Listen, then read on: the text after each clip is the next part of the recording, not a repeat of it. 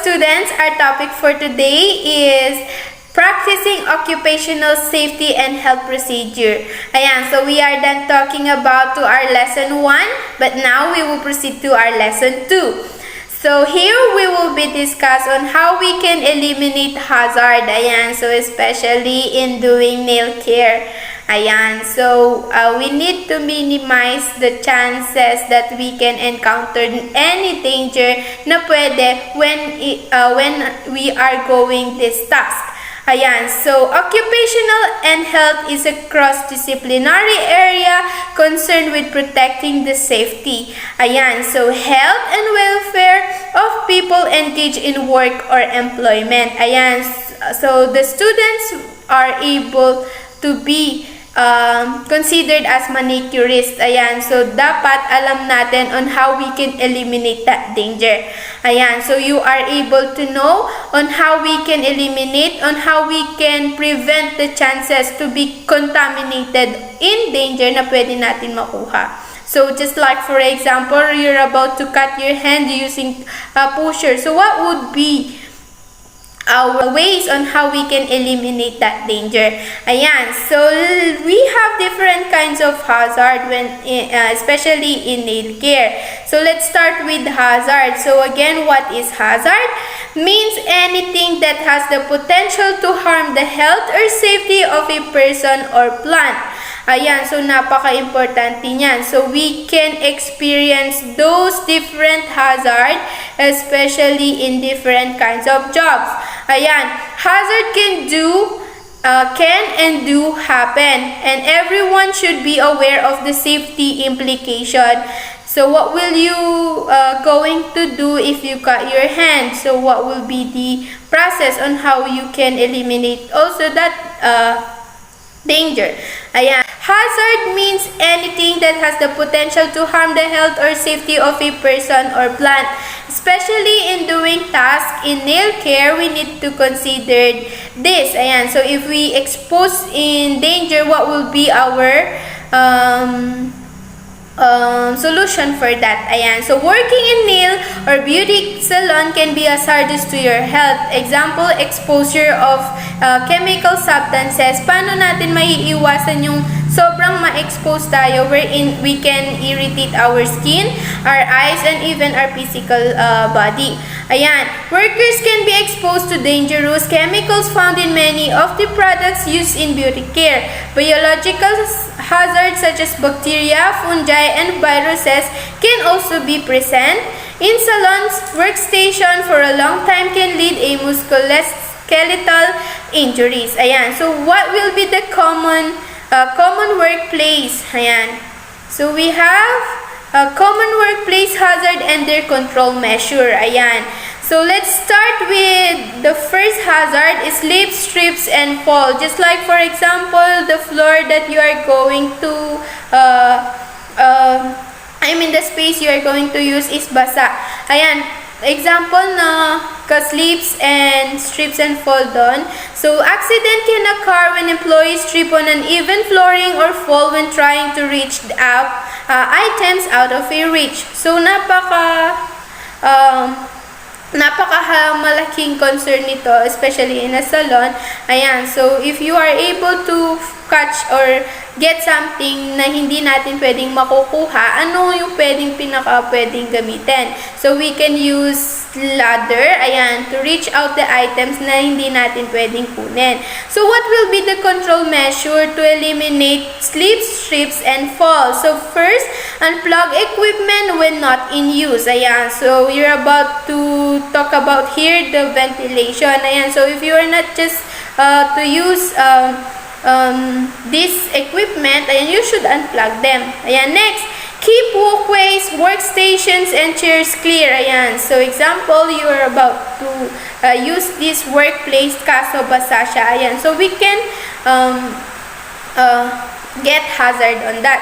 Ayan, the control measure is you have to clear all the workways, workstations. Ayan, clean up spills immediately after they are caught. Next, provide proper step ladder. Ayan, so just like what I've said, you have to use step ladder if you cannot reach the item na gagamitin mo. Ayan, next, we have the fire. Ayan, especially in salon, in doing salon, we can experience fire, lalo na sa substances na ginagamit natin. If it is not well ventilated, the workplace that you are using, pwede na tayong magka-problema or magkaroon ng hazard gaya ng fire. So, many products used in beautify treatments, specifically aerosols, are highly flammable and potentially explosive. Ayan, so what would be the control measure for that? Ayan, keep all escape routes and fire exits clear at all times. Store products away from the sources of heat. Ayan, so you can unplug the equipment that you are not using. Next, turn off and unplug electrical devices at night. Ayan, next, instruct employees on what to do in case of fire. Ayan, so if you are the manager, you are the one and able to talk about your employees, ayan, na maging aware sila when it comes in this kind of hazard. Ayan, so what would be their exit? Saan ba sila pupunta? What would be their things to do? Ayan, what will be the things they will going to do if they exposed in this kind of hazard. Ayan, next we have the electrical safety. Same with the fire. If you are not able to unplug those things na hindi naman ginagamit that can cause fire, especially here. So electrical safety appliances used in beauty salons are subject to significant wear to tear due to their frequency and amount of use. So what does it mean? So here, example, you're about to use this for a long time pero hindi mo na siya in-unplug. So can cause what? Can cause electrical safety. So what will be the control measure for that? So create a system of regularly inspecting equipment for wear and tear. And do not allow equipment to be used until it's repaired. Next, keep a maintenance log for all electrical equipment. Ayan, so you always look about the unplugged equipment para mabantayin natin yung safety, especially in electrical safety. Next, provide adequate sockets for all workstations. Ayan. Next, let's proceed to the next hazard that we can encounter during nail care or in nail salon. Hazardous substance. So, hazardous substance, some products used in beauty salons contain harmful substance. Ayan, so ito yung sinasabi natin. What will be the hazard na pwede natin makuha? We can get what? Ayan, skin irritations and mga respiratory problems. Ayan, so if you have this kind of problems, especially in your body, maybe manicurist or this kind of job is not really suits to you. Ayan, so what would be the control measure for this? Okay, the control measure that we can use in hazardous substance. So, obtain and maintain material safety data sheets for all the hazardous substance. So, they must be in label. So, everything that you use and has a chemical substance, we can provide a label and safety data sheets for all the hazardous products. Ayan, next, assess the risk of using new products before they are initially used. Example, they are going to expose in this kind of chemicals. For them to become aware, you should need to what? Ayan, so you need to help them to find out what kind of control measure when they encounter this kind of hazard. Ayan, next, store and use of all products in accordance with the manufacturer's instruction. Ayan, so if you are exposed in different kind of chemicals, you can be need to be careful when you are using it. Next, the next thing that we can use to control this kind of hazard, exercise extreme caution with disposing or surplus chemicals. So after you use them, you must be able to know where they store them properly. Ayan, next, If employees show signs of dermatitis or asthma, assist them in receiving proper medical treatment and offer solution to minimize problems in the future. Ayan, so if your employees and even clients have this kind of situation, you must take a look for that. Ayan, so that will be the control measure and how we can minimize the exposure in different kinds of this hazard. Ayan. Next, we have the manual handling of materials. Ayan, so if you are carrying things not in proper ways, ayan, so mahihirapan tayo. So kung napapansin nyo, minsan nangangalay yung ating balikat, nangangalay yung ating kanang side ng parte ng katawan because in improper way of handling of materials. So lifting and moving heavy stock materials and working at poorly designed workstation can cause injuries and muscle strains. Ayan, so if you are going to carry these things, example, you're about to carry those chemicals na dumating, ayan, so pwede natin silang akapahamak and considered as a hazard. Ayan, so what would be the control measure for this? Ayan, so employees should avoid lifting items. Ayan, when you are carrying, lalo na yung mabibigat, avoid lifting, ayan, that are too heavy for them and too safety lift. They should use lifting assist devices or seek assistance from another staff member instead. Ayan. So, if you are carry about 50 kilos, ayan, so example, chemicals na gagamitin in the salon, ayan, kung nakakahon silang minsanan, you're about to carry it, ayan, you can get another person or another employee to help you to carry that. Ayan, next, train employees on the proper lifting techniques for various types of sizes and loads. Ayan, especially girls, ayan, so if they carry things, ayan, na mabibigat, ayan, you should know on how to lift your body well. Next, provide customer chairs that can be adjusted depending on the height of the customer and the employee. So as you can see, in the salon, you are going to, ayan, meron silang mga chair na pwedeng tumaas, bumaba, ayan, for the keep yung mga customers nila na halimbawa matatangkad, so it should be in a high chair. Ayan, so dapat meron silang ganon. Ayan, next we have the poor hygiene. So let me give a situation for this. So example, you are the client, I'm your client, and yeah, you know, your service and the salon is good, the workplace is well ventilated. Ayan, what if naman your employees are not well or in a poor hygiene? So example, they something bad breath, ayan, mga odor, ayan. So these are risks of infection transmission when using equipment and products on clients with poor hygiene and transmittable illnesses. Ayan, so nakakasama sa salon natin. So what would be our control measure for that? So make sure reusable equipment is sterilized after each client. Ayan, so each tool na ginagamit natin must be clean before nagamitin natin sa isa. Next, use techniques to prevent cross-contamination when using creams, makeup products, wax spots, and others. Next, wash towel after each use. Ayan, so hindi na natin, we cannot recommend that or recommend yung gagamitin pa natin siya sa ibang client. Ayan, you should give them a new towel. Ayan, next. We are done talking about the hazard. Different types of hazard. Now we will proceed to chemical hazard. So this will be the substances that we can expose during manicure and pedicure. Ayan, so nail polish, acetone. Ayan, so what would be the control measure for that?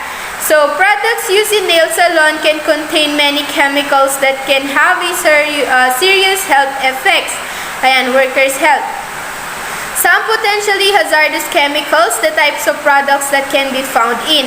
Ayan, what are the chemicals na pwede natin makuha in nail salon?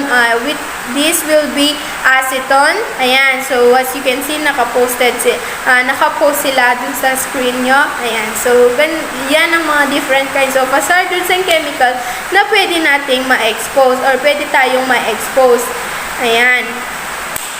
Next, product label. So this is the important part of doing manicuring and in nail care or pedicuring. Ayan. So product labels must be consider this every time. Ayan. So if your salon doesn't have this kind of wala silang ganito. Ayan. Siguradong mahihirapan sila. Let me just connect this. I experienced and watch a YouTube video na wherein yung dun sa burger machine yung nagluluto doon. Ginamit niya yung lagayan ng ketchup dun sa substance na naka-acid, parang acid siya. When times na may bumili, nagamit niya yon, dalawa ang kumain nung mismong burger niya na matay because of the acid. So, this help us to remind you guys na hindi lang basta-basta gumagamit ng bagay na hindi ginagamit siya sa bagay na ganito, ganyan. Kasi pwede siyang maka-effect or maka-perwisyo dun sa mismong gagamitin nyo o gagamitin natin. Ayan, so the product must be in a label. Ayan, so if you are going to use acetone, acetone lang sila. If you're about to use this kind of product, must be in label. Ayan, the name and address of manufacturers or distributors. Ayan, so eliminate using products that are not in label. Ayan, para hindi ikapahamak ng inyong salon. Next, ventilate the room to remove chemicals in the air. Ayan, so it must be well ventilated. Next, facts about the product such as direction for safe use if product could be unsafe if unused incorrectly. Next, all necessary warnings and caution statements. So, this is so important. Product labels, ayan, dapat lagi tayong may ganyan. Next, steps to prevent exposure and protect workers' health. First, choose safer products and read about the products being used. So, if you are about to look for the beauty, ayan, so in a good condition, you must look for the proper label of it. Next, ayan, ventilate the room. Use safer practices to avoid regular and accidental exposure. Keep products off the skin and out of your eyes. Next, note that if your hand displays sign irritation, you should examine your gloves to make sure that they intact and properly protecting your skin. Ayan. Next, another hazard that we can get is the biological and ergonomic hazard. Ayan. So, how we can reduce this hazard? Ayan, we can use an adjustable chair. Ayan, make sure there's enough space. Dapat yung workplace na paggagamitin natin is malawak at komportable. Next, adjust the lighting. Raise the client hand or foot. Put a towel or foam and pad. Ayan, take frequent break if possible and pace your work. Ayan, so let us now proceed to the different kind of protective, personal protective equipment, and it is called PPEs. Ayan, the following personal protective equipment of a salon worker. Ayan.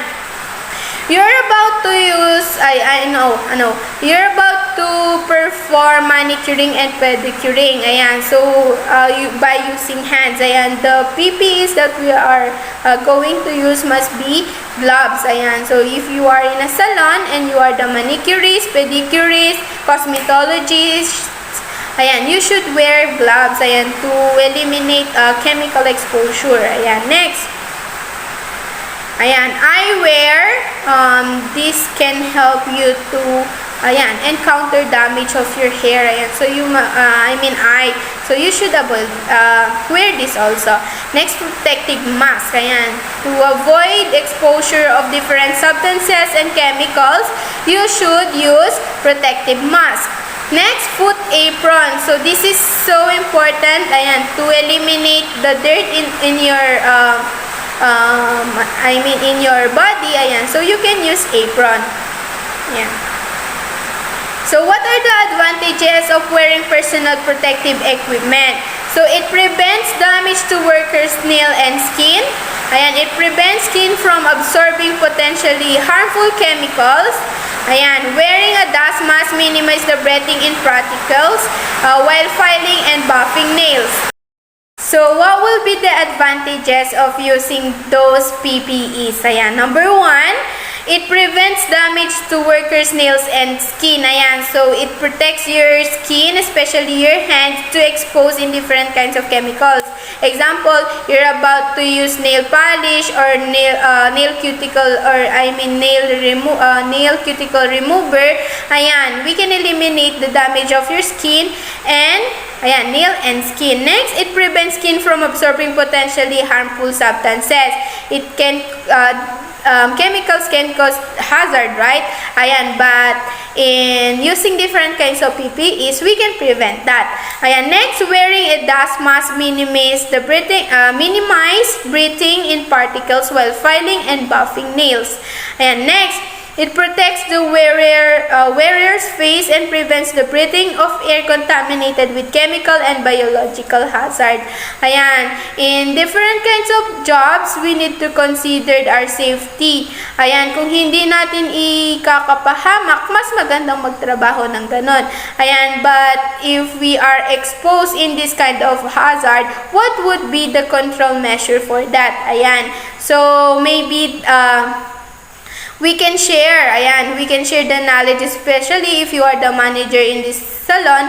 You should aware your employees, and you should train them on how they can eliminate that kind of hazard na nabanggit. Ayan, so this will be the last topic that we will discuss in this lesson. Ayan, so hope you learned something from me. Ayan, so thank you for listening.